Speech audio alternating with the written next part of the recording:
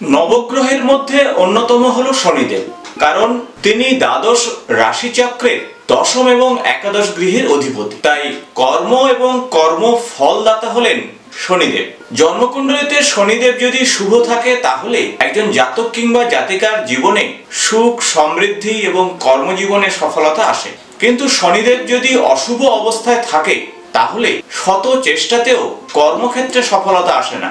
শনিদেব একটি রাশিতে 2.5 বছর অবস্থান করে এবং যে রাশিতে অবস্থান করে ঠিক তার আগের রাশি এবং পরের রাশিতে তার প্রভাব থাকে, আর সেজন্যই শনিদেবের 7.5 প্রভাব থাকে, অর্থাৎ 7.5 বছরের প্রভাব থাকে। অন্যদিকে শনিদেব কোনো রাশির সাপেক্ষে অষ্টমে বা চতুর্থে থাকলে সেই রাশির উপরে শনিদেবের ঢাইয়ার প্রভাব থাকে, অর্থাৎ 2.5 বছরের প্রভাব থাকে। তাই সব মিলিয়ে নবগ্রহের মধ্যে শনিদেব হলো অত্যন্ত গুরুত্বপূর্ণ গ্রহ, যা আমাদের জীবনের উপরে ডাইরেক্ট প্রভাব নিয়ে আসতে পারে।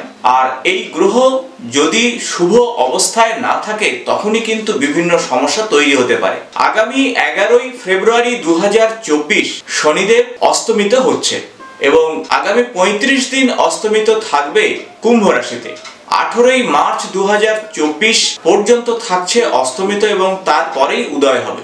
অস্তমিত কথাটা শুনে হয়তো আপনারা একটু অন্যরকম ভাবছেন, শনিদেব কি করে অস্তমিত হয়ে যাবে? আর এর কারণ হলো রবিদেব কুম্ভ রাশিতে গোচর করবে এবং গোচরের আগে থেকেই রবিদেব শনিদেবের ডিগ্রিগত কাছাকাছি চলে আসবে। রবিদেব হলো এই বিশ্ব প্রকৃতির উজ্জ্বলতম নক্ষত্র, তবে জ্যোতিষশাস্ত্রে একে গ্রহদের রাজা বলা হয়, কারণ তিনি নবগ্রহকে পরিচালনা করেন। তিনি হলেন সূর্য নারায়ণ।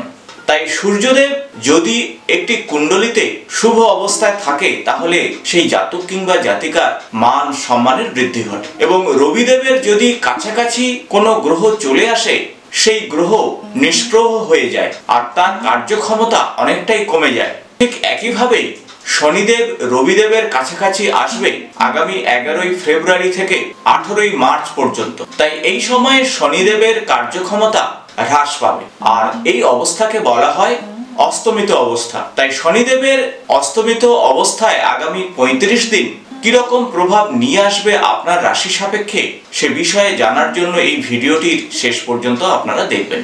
নমস্কার বন্ধুরা, আমি ডক্টর সুব্রত আচার্য আর আপনারা দেখছেন আপনাদেরই প্রিয় channel Shri Subrata astrological consultancy. আজ এই ভিডিওতে আমরা জেনে নেব যে শনিদেবের অস্তাগত এই অবস্থানে আগামী 35 দিনে কি প্রভাব নিয়ে আসবে আপনার জীবনে। তবে তার আগে বলে রাখবো, চ্যানেলে যদি আপনারা নতুন হয়ে থাকেন তাহলে চ্যানেলটি অবশ্যই সাবস্ক্রাইব করে দেবেন, পাশে থাকা বেল বাটনটি প্রেস করবেন, ভিডিও ভালো লাগলে বন্ধুদের সঙ্গে অবশ্যই শেয়ার করবেন। ভিডিও সংক্রান্ত কোনো প্রশ্ন থাকলে অবশ্যই কমেন্টস বক্সে লিখে জানাবেন। তাই সময় নষ্ট না করে আসুন শুরু করা যাক আগামী 35 দিনে আপনার রাশির জন্য কতটুকু পজিটিভ বা কতটুকু নেগেটিভ প্রভাব নিয়ে আসতে পারে। আজ এই ভিডিওতে আপনাদের সঙ্গে আলোচনা করব আগামী 11ই ফেব্রুয়ারি থেকে 18ই মার্চ এই 35 দিন শনিদেবের অস্তমিত অবস্থায় কি ফল নিয়ে আসবে কন্যা রাশির জাতক জাতিকাদের জীবনে। দ্বাদশ রাশিচক্রের ষষ্ঠ রাশি হলো কন্যা রাশি এবং আপনার রাশির অধিপতি হলো বুধ। আপনাদের রাশি বা লগ্ন সাপেক্ষে শনিদেব ষষ্ঠ গৃহে অস্তমিত হচ্ছে। ষষ্ঠ গৃহে থেকে শনিদেব আপনাদের রাশি সাপেক্ষে অষ্টম ভাব, দ্বাদশ ভাব এবং সেই সাথে আপনাদের রাশি সাপেক্ষে তৃতীয় ভাবকে দেখবে। তাই আগামী 35 দিন এই সমস্ত ভাবের উপরে শনিদেব অত্যন্ত গুরুত্বপূর্ণ প্রভাব নিয়ে আসবে, আর সে বিষয়ে এই ভিডিওতে আপনাদের সঙ্গে আলোচনা করব। প্রথমত বলবো যে শনিদেব আপনাদের ষষ্ঠ ভাবে অস্তমিত হচ্ছে এবং ষষ্ঠ ভাব হলো আপনাদের রোগ, ঋণ এবং সেই সাথে শত্রু ভাব, আর এই সমস্ত ক্ষেত্রে কিছুটা পজিটিভ রেজাল্ট আপনাদের জন্য আনবে। অর্থাৎ দীর্ঘদিন যারা রোগ ভোগে রয়েছেন সেখান থেকে বেরিয়ে আসবেন, ঋণ সংক্রান্ত বিষয়ে আপনারা অনেকটা পজিটিভ রেজাল্ট পাবেন, তবে কোনোভাবেই নতুন ঋণের জালে জড়িয়ে পড়বেন না। তবে যারা লোনের জন্য অ্যাপ্লাই করছেন, লোন নিতে কিন্তু সমস্যা তৈরি হবে এই সময়। কর্মব্যস্ততার মধ্যে এই সময় কাটবে এবং কাজের মধ্যে যত বেশি থাকবেন ততটাই আপনাদের জন্য ভালো হবে। যারা দীর্ঘদিন কোর্ট কেসের মধ্যে রয়েছেন তাদের ফলাফল পেতে কিন্তু কিছুটা বিলম্ব হবে। যাদের ফেভারে এই সময় কোর্ট কেস নেই তাদের জন্য কিন্তু পজিটিভ রেজাল্ট আসবে। রায়দানের ক্ষেত্রে বিলম্ব হওয়াতে আপনাদের জন্য কিন্তু পজিটিভ রেজাল্টই আসবে। শনিদেব তার তৃতীয় দৃষ্টি আপনাদের রাশি সাপেক্ষে অষ্টম ভাবে থাকছে। অষ্টম ভাব হলো দুঃখ ভাব, মৃত্যু ভাব। অষ্টম ভাব হলো পূর্বপুরুষ থেকে প্রাপ্ত সম্পদের ভাব। ভাব। এছাড়া অকাল্ট সায়েন্স কিংবা গবেষণা সংক্রান্ত বিষয়ে অষ্টম ভাব থেকে বিচার করা হয়। তাই শনিদেবের বক্রদৃষ্টি এই সময় অষ্টম ভাবে থাকার জন্য এই সমস্ত ক্ষেত্রে আপনারা পজিটিভ রেজাল্ট পাবেন। তবে শরীর স্বাস্থ্যের ক্ষেত্রে একটু সতর্ক থাকবেন, বিশেষত পা বা গোড়ালিতে চোট পেতে পারেন। ভারী জিনিসপত্র ওঠানোর সময় সতর্ক থাকুন, রাস্তা পারাপারের ক্ষেত্রে সতর্ক থাকুন। সিঁড়িতে যখন উঠবেন অবশ্যই সতর্কতার সঙ্গে আপনারা উঠবেন। দীর্ঘদিন যারা কর্মক্ষেত্রে সমস্যার মধ্যে রয়েছেন সেই সমস্যা থেকে মুক্তি পেতে পারেন। নতুন কাজের সুযোগ আসতে পারে এই সময়, অথবা যে ধরনের কাজ অনেক দিনের চেষ্টা চালিয়ে যাচ্ছেন সেই সমস্ত সেক্টরে কিন্তু কাজের সুযোগ আসতে পারে আপনাদের। শনিদেব তার সপ্তম দৃষ্টি আপনাদের রাশি সাপেক্ষে দ্বাদশ ভাবে দেবে এবং দ্বাদশ ভাব হলো আইসোলেশনের গৃহ,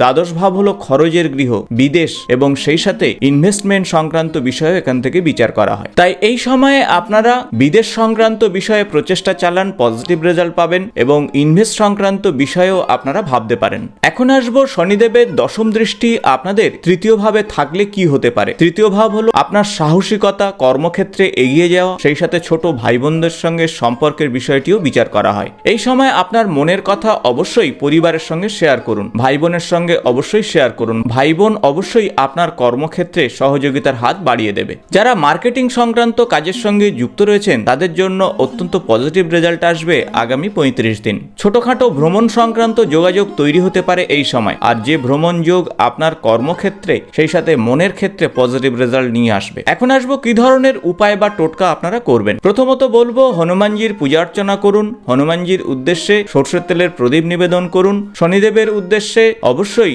কালো তিল নিবেদনে অত্যন্ত শুভ ফল পাবেন। এছাড়া শনিদেবের বীজ মন্ত্র ওম প্রাম প্রিম প্রম সহা শনিশ্চরায় নমঃ এই মন্ত্র জপ করুন, তাতে অত্যন্ত পজিটিভ রেজাল্ট আসবে আপনাদের জীবনে। এবং অসত্য গাছের গোড়াতে জল নিবেদন করুন, গরিব মানুষের পাশে দাঁড়ান, অত্যন্ত পজিটিভ রেজাল্ট পাবেন। আশা করব ভিডিওটি ইনফরমেটিভ হয়েছে। ভিডিও ভালো লাগলে বন্ধুদের সঙ্গে অবশ্যই শেয়ার করবেন। আগামী ভিডিওতে অবশ্যই আপনাদের সঙ্গে দেখা হবে। আজ এই পর্যন্ত, নমস্কার।